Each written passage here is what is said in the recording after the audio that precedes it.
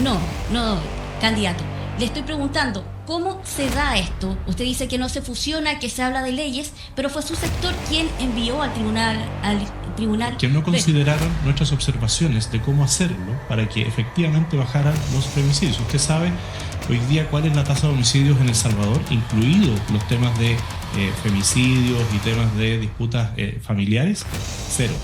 Casi cero. José Antonio Kast no llegó para administrar la decadencia ni para negociar con el desorden.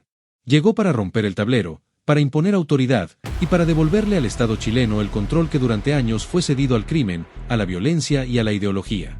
Lo dijo sin titubeos, en pleno debate presidencial, frente a millones de chilenos que ya estaban cansados de excusas. El ejemplo de Bukele es el mejor para todos los chilenos. El Salvador es un buen ejemplo.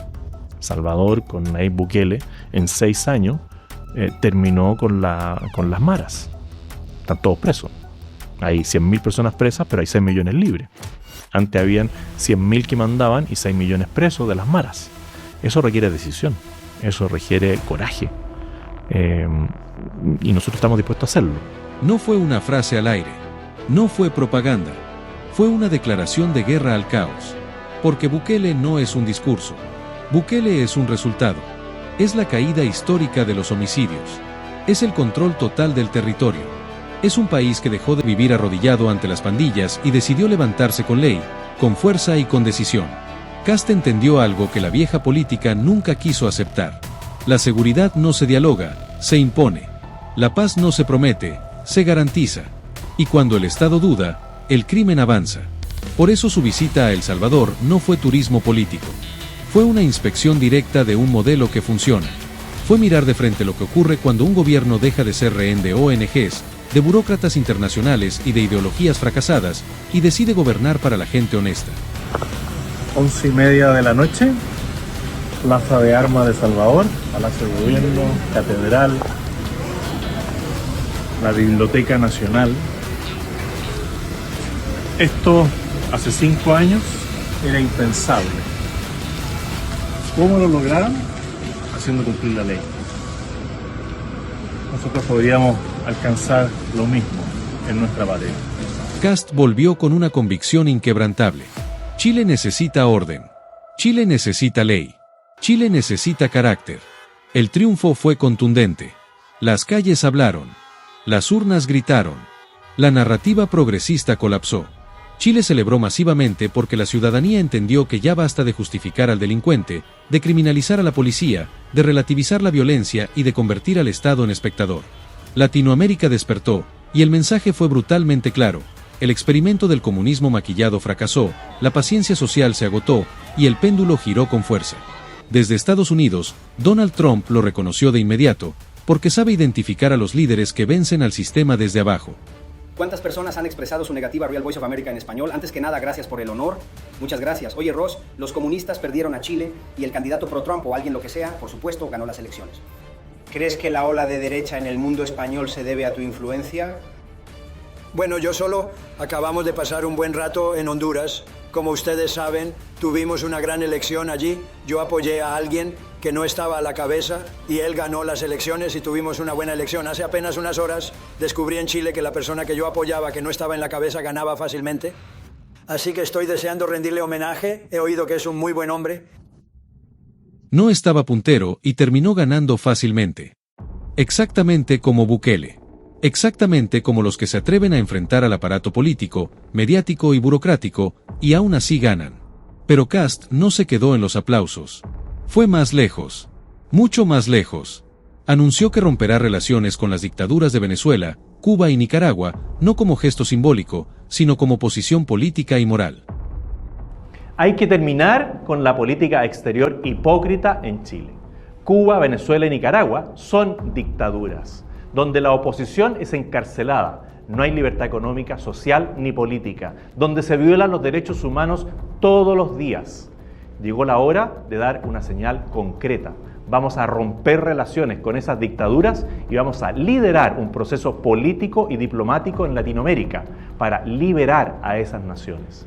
Gabriel Boric tiene que elegir o está con el Partido Comunista, que es cómplice de Ortega en Nicaragua, o con aquellos que creemos y respetamos la democracia.